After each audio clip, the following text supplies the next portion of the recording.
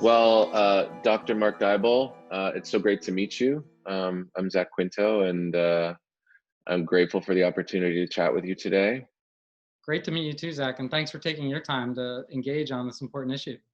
Absolutely. I've had the great good fortune of working with One and the One campaign, and to see firsthand the incredible work that they do around the country on so many different levels. One significant and incredibly impactful level has been in HIV, AIDS education, prevention, and legislation around the world. And so I know that's your area of expertise. Maybe we start by you just talking a little bit about your relationship to One, your relationship to being an advocate and being an advisor in this field of HIV, AIDS, and pandemic diseases, right? Yeah, I actually went to medical school because of HIV, and as an openly gay man, had a big impact on me in the '80s. But also reading about Africa, and then I was working with Tony Fauci, who's my mentor at NIH as a scientist. And then when President Bush wanted to do something big on AIDS, and created the President's Emergency Plan for AIDS Relief, or PEPFAR, largest international health initiative in history for a single disease, saved 17 million lives so far. I was fortunate to be part of the very small group that, with Tony, that created the plan, and then they made me get involved in managing it. I then was fortunate to run something called the Global Fund to Fight AIDS, TB, and Malaria. So I've had a long relationship with One awesome organization. It's really just awesome to see what they do. Yeah, it absolutely is. The One campaign, in particular, as it relates to the COVID-19 pandemic in all different parts of the world, is operating on three different levels. One is emergency relief, obviously, helping people get the testing and access to the kind of healthcare that they need. One is economic relief. Obviously, this is having a tremendous impact on economies all around the world. And then the third is establishing and maintaining global health standards. So I think all of those are really important aspects of what we're fighting against here. It's very easy, it seems to me, as Americans, to frame this conversation in the context of what we're going through. But I think what we're looking for is a unified global response. I think it's safe to say we barely have a unified American response to this pandemic. And how do you feel about that, first of all, about the tone that sets in the rest of the world? That the perceived most powerful country in the world is probably dealing with this in the most ill-equipped way. Can you talk a little bit about that and the impact that has on the larger conversation? But it's a really good point, and the U.S. has been leading in global health for 20 years. I mean, across administrations in a bipartisan way, and really, it's hard to describe how much people appreciate that all over the world. And it really was an act of solidarity, principally. We are with you, we're there for you, and we're there for ourselves. It's kind of shocking we need to say this, but a global pandemic demands a global response. You cannot respond to a global pandemic piece by piece or state by state. And certainly not supporting the World Health Organization, which is one of the most important global health institutions, is problematic in the middle of a pandemic. But I think there are a couple components that are essential. One is that solidarity. I mean, it's very difficult to describe to people how important it is that people in villages, literally all over the world, that Americans are standing with them, supporting them, and looking to them to provide us with inspiration and support. What that sense of solidarity, of being one, which is where the term one comes from, that sense of being one, the power of that is indescribable. But then there's the second component, which is, so it's the right thing to do, but it's also the smart thing to do. The reality is, and this is new for Americans, this is new for Europeans, really. There have been pandemics in the past, or epidemics like SARS and MERS, other coronaviruses actually, that affected countries. And we can come back to that. But this is the first time really in a century the US has been hit with a pandemic that spreads rapidly, kills, and destroys economies. I mean, we've never had this before. So you kind of understand the inward lookingness of what are we going to do? How are we going to respond? But, first of all, again, it's the right thing to do to engage globally, and it really changes the world. But secondly, we have to. If a virus is lurking anywhere in the world, we're at risk. If we don't know about it, if we're not engaged, if we don't know the patterns of transmission, we are in deep trouble. We are flying blind into the future. We have no sense of it. Flying blind is incredibly dangerous to us. For me to hear you say that is particularly unsettling, especially because the American response has been so short-sighted to me and so inept. Not to get political on this call, because I don't think that's the point of the conversation or the point of what we're up against. But what would you say in terms of, to people who might be watching this, how can we as citizens get involved? How can we do our part in trying to change the tide of that? There seems to be so little consideration or concern for the global impact of what's happening and the global interconnectivity of how we're all participating in this fight, and really what's at risk. So what would you say a little bit in terms of that conversation? I think a nice entry point to that is look at where we were only 20 years ago in the response to HIV/AIDS in the world. There was no interest in a global response. There was no engagement really outside of our own borders, and we struggled pretty significantly with the response to HIV in this country as well. And we didn't know what to do. This is really different. And what changed is people saw the opportunity to come together. There was kind of an enlightenment to some extent that we are a connected world, that what happens in other places in the world are connected to us, and that's a good thing. Travel carries viruses, but it also carries ideas, and ideas are moving faster than people right now. And so that this sense that we are one, that we actually must come together, changed the response to HIV/AIDS and led to a bipartisan approach that the United States provides more resources globally for HIV than anyone by far, and is the global leader, and we have been in global health. And that bipartisanship around COVID for a global response is there. The Senate Foreign Relations Committee is holding hearings on not only how the US should be structured to respond better in a global way, but how we could support a global fund that could be created to respond to COVID. So what people can do is, first of all, in your states and your environments, everything's local. If your community's responding well, if your community's pressuring, if you're getting to your local politicians, your state politicians, your national politicians, you can drive change. The other nice thing about today is this is not rocket science. It's not going where no one's gone before. This is actually relatively easy stuff to do. It's testing, tracing, and then establishing a quarantine system. Countries all over the world have done it. People are surprised by some of the early responses in Asia. Well, why did they have such a good response? It wasn't because they were more prescient or because they had got off the dime faster. It's because they had SARS and MERS in 2003 and 2015. They built systems to test, trace, and quarantine. And so they were ready to go. And that's why they responded well. And then other countries like Germany and many countries around the world, most of Europe actually, put those systems in place. Germany, within 6 weeks, controlled their epidemic and reopened, safely started reopening. This is not complicated. Of all the global problems we have in the world today, this one is completely solvable. And so if we can come together, put in place the technologies and the systems, and they don't have to be high tech. South Korea did it in a high tech way. Taiwan did it in a low tech way. Africans are responding in an extraordinary way, fielding legions of community healthcare workers that were actually often put in place for HIV, TB, malaria vaccinations that are now doing contact tracing. This is not rocket science. So if we can just get a knowledge of what's necessary, get everyone engaged, this is so doable. And that's one of the great tragedies. This is one of the easier things. This is so much easier to do as countries are showing. So a global response can not only contain now, but also have the system in place. So if there is a big second wave, which we don't know, but in the fall, we'll be ready. The whole world will be ready, like South Korea and Taiwan were, and it won't cause a big problem.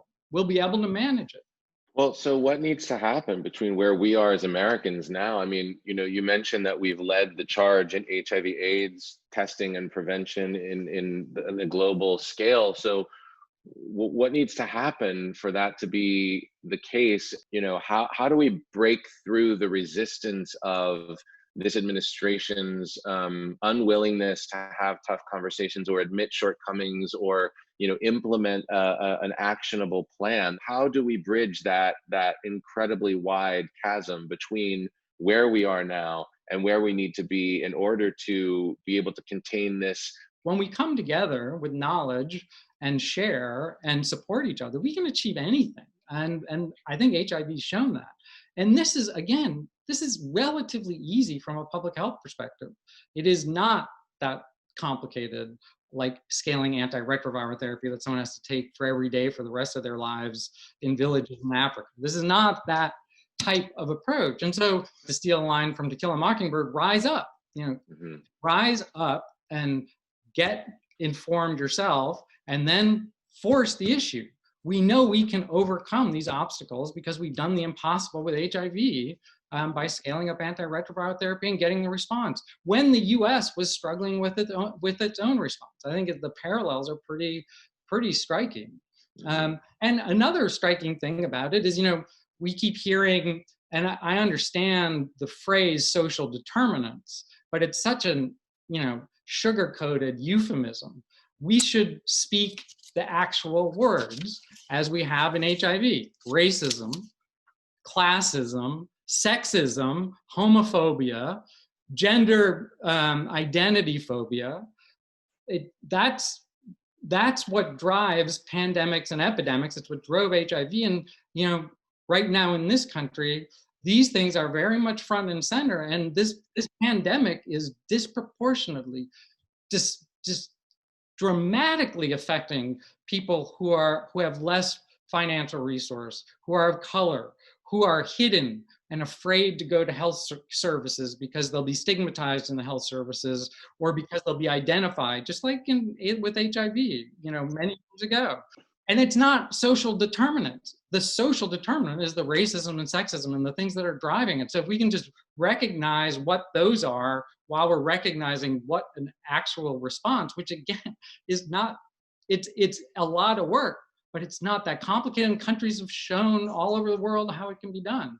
You put those two things together, and we can do this. We can absolutely do this.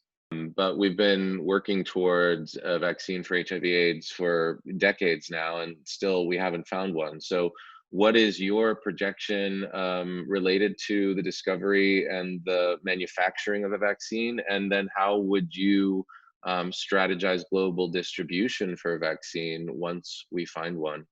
Yeah, so on the science part, I'm going to defer to my mentor and good friend, Tony Fauci. I'm not going to try to second guess anything he would ever say on anything, actually, but certainly not on vaccine development. There is a big difference between an HIV vaccine. I mean, HIV is a very complex virus. The way it hides in our immune system is very different than the way coronavirus functions. A coronavirus is, and this is a coronavirus. I would think more like influenza. Also because this is a limited infection, and it spreads mostly in an asymptomatic way, whereas HIV, again, is with you for life and will kill everyone who has it without treatment. What you're really trying to do is get a vaccine that's effective enough to give people enough immunity to either prevent infection from spreading or prevent them from dying. And that's basically what we do with the influenza vaccine. So if you're going to predict out what this could look like, it's probably less what an HIV vaccine and how you distribute that looks like, and more like how you get an influenza vaccine out on a cyclical basis, because we might need a cyclical. We don't yet know about longevity of immunity. There's a lot we don't know about what a vaccine would look like. But then your point about how do we get it to everybody is hugely important. And here we do have a really impressive global response. Scientifically, scientists are coming together, sharing data in ways that we don't often see, and working in teams all over the world to try to find the best possible vaccines. We know that we're going to need multiple vaccines, and then we have to mass produce it. The Europe is and so is the U.S. government, actually, and Tony's doing quite a bit of this. Bill Gates, they're actually just betting on, could these viruses work? Could these vaccines work? And building the capacity to produce them, because to get from a vaccine to producing billions of doses is really hard, and probably also means you need more than one vaccine and more than one approach, because you'll never be able to build enough capacity rapidly for just one approach. So you need multiple approaches, and they're investing billions of dollars on bets, and they know they could be wrong, and the vaccines they're betting and creating production for capacity for now might not work, but they're going to do it anyway. So from where you're sitting, I know it's always a little bit dangerous to future trip, but what do you feel we're going to see, considering your medical expertise and also merging that with your experience in a global scale of policy integration and supporting infrastructures around the world? What do you feel like the next year, 2 years is going to look like? When do you feel there may be some return to normalcy that is sustainable? And what do you feel optimistic about, just to maybe give some people a little glimmer of hope in this otherwise daunting conversation? Well, I think we have the possibility to return to normal fairly soon. Like by the end of, now normal, we might have a slightly new normal. A new normal, yeah. If we put in place the systems that South Korea, Taiwan, many countries have done since, we can actually manage this virus no matter where it goes before we get a vaccine. Now, that doesn't mean it's not going to be a problem and we won't have to cope with it, but we can manage it. We can actually keep rates low, we can keep transmission low, and we can keep people in their jobs and economies functioning, which many countries did because they had the systems in place to respond well, so they didn't have to shut everything down. Germany was able to put the system in place in 6 weeks and start reopening again. So we can actually get to a stable new normal before a vaccine, before treatment, if we put the systems in place, which again are not overly complicated. We can actually do them. There seems to be a change in momentum. There seems to be an understanding of the global nature of this and the need for a global response. Certainly Europe, the G7, the G20 are starting to look that way. The bipartisanship in Congress right now to look at what a global response looks like, bipartisan in the foreign relations committees and in the appropriations committees. There's actually a bill before to put $12 billion new dollars into the international response. We put about $5 billion in so far. We really need that extra 12 to get those systems in place, which again is for global solidarity, but also to protect ourselves for the future. So I do start seeing the shift similar to what we started to see in 2000 when the tide started to shift on HIV from, I don't care about the rest of the world, to what is now one of the most remarkable things that ever happened, which is the global response to HIV. And what gives me the most hope is the community and the way people are coming together. If you get out of the national and the press and stuff and you get into communities, people are coming together at all levels in a way. And historically, throughout history, when we've come together, when we've looked forward and outward with hope, we've overcome some absolutely catastrophic times. And we can do it. We've done it before. We can do it. And this is one of the easier ones. And if we can pull that together, again, like we did for HIV and tuberculosis and malaria around this response, then we can build off that backbone around climate change, around inequality and social injustice. So, we can continue the momentum when we come together as communities and hold ourselves together as communities, recognizing that these infections are a portrayal of what our world looks like and the inequality in our world on so many levels.